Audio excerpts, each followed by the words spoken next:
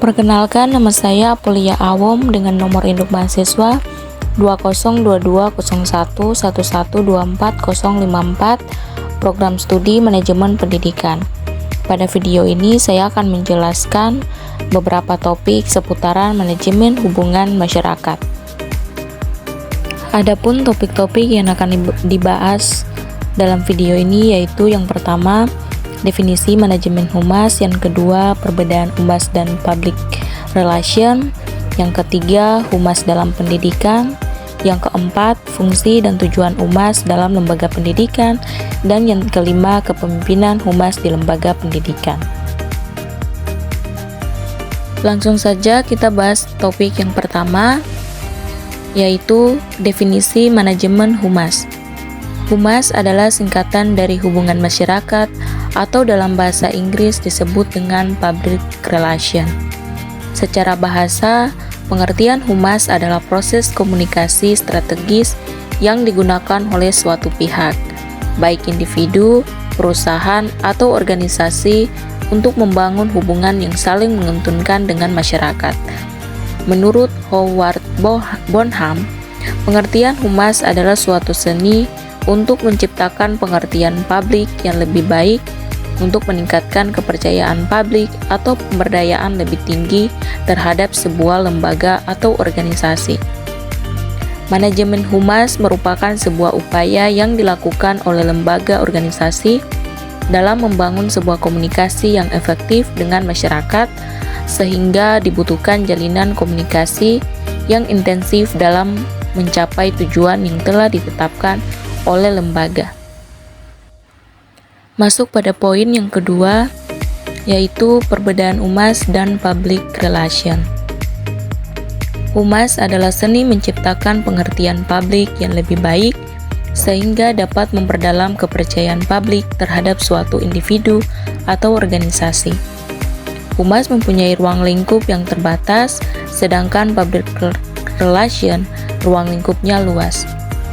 Perbedaan di antara keduanya adalah sebagai berikut. Perbedaan public relation. 1.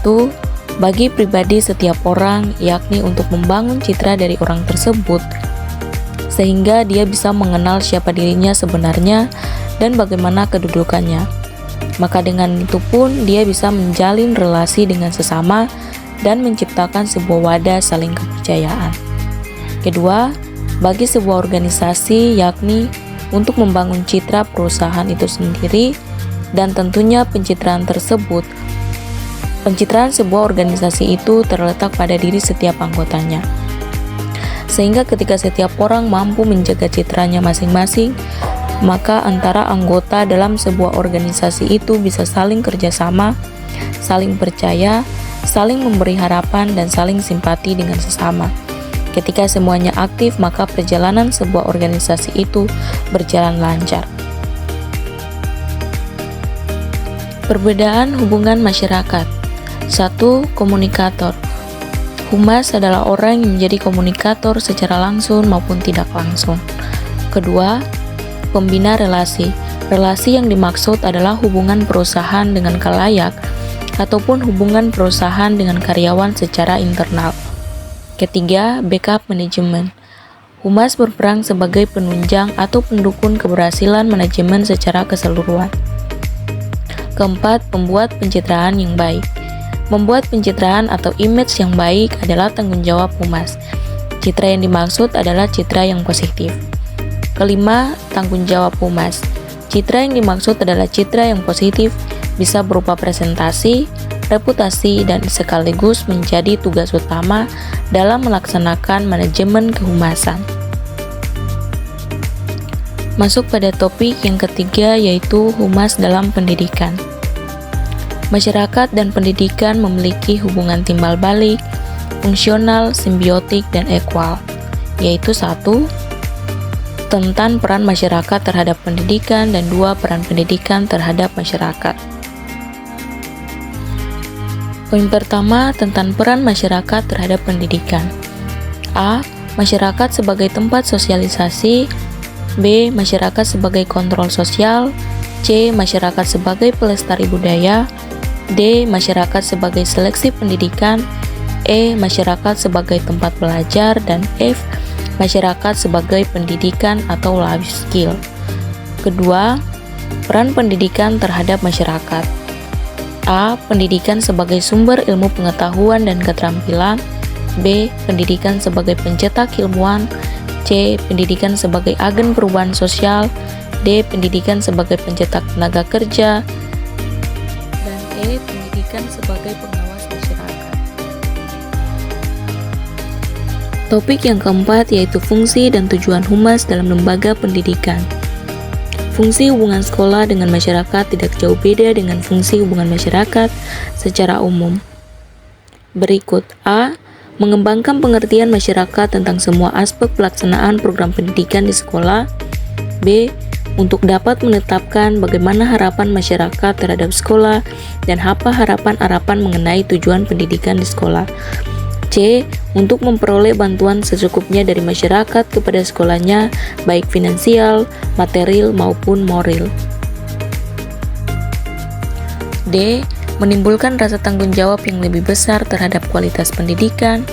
E. Mengikut sertakan masyarakat secara kooperatif dalam usaha memecahkan persoalan pendidikan dan meningkatkan kerjasama antara sekolah dengan masyarakat. F. Memperkokoh tujuan serta peningkatan kualitas hidup dan penghidupan masyarakat. G. Menggairahkan masyarakat untuk menjalin hubungan dengan sekolah. Adapun tujuan UMAS dalam pendidikan. Tujuan UMAS adalah terpelihara dan terbentuknya saling pengertian, menjaga dan membentuk saling kepercayaan, memelihara dan menciptakan kerjasama. Jika ditinjau dari kepentingan sekolah, pengembangan penyelenggaraan hubungan sekolah dengan masyarakat bertujuan untuk: pertama, memelihara kelangsungan hidup sekolah. Kedua, meningkatkan mutu pendidikan di sekolah yang bersangkutan. Ketiga, memperlancar belajar mengajar. Dan yang keempat, yang diperlukan dalam pengembangan dan pelaksanaan program sekolah. Sedangkan jika ditinjau dari kebutuhan dari masyarakat itu sendiri, tujuan hubungan dengan sekolah adalah untuk memajukan dan meningkatkan kesejahteraan masyarakat, terutama dalam bidang mental spiritual. Kedua, memperoleh bantuan sekolah dalam memecahkan berbagai masalah yang dihadapi. Ketiga, menjamin relevansi program sekolah dengan kebutuhan masyarakat. Keempat, memperoleh kembali anggota-anggota masyarakat yang makin meningkat kemampuannya. Topik yang kelima yaitu kepemimpinan humas di lembaga pendidikan. Pemimpin pendidikan dalam hal ini adalah kepala sekolah, bertugas sebagai perencana, administrator, pemimpin, dan pengendali. Kepala sekolah adalah pemimpin tertinggi operasional sebuah sekolah, sehingga dalam pelaksanaan pengelolaan sekolah, semua personel sekolah berada di bawah pimpinan seorang kepala sekolah. Dalam manajemen humas, pemimpin merupakan tombak utama dalam menentukan keberhasilan pendidikan yang berhubungan dengan masyarakat.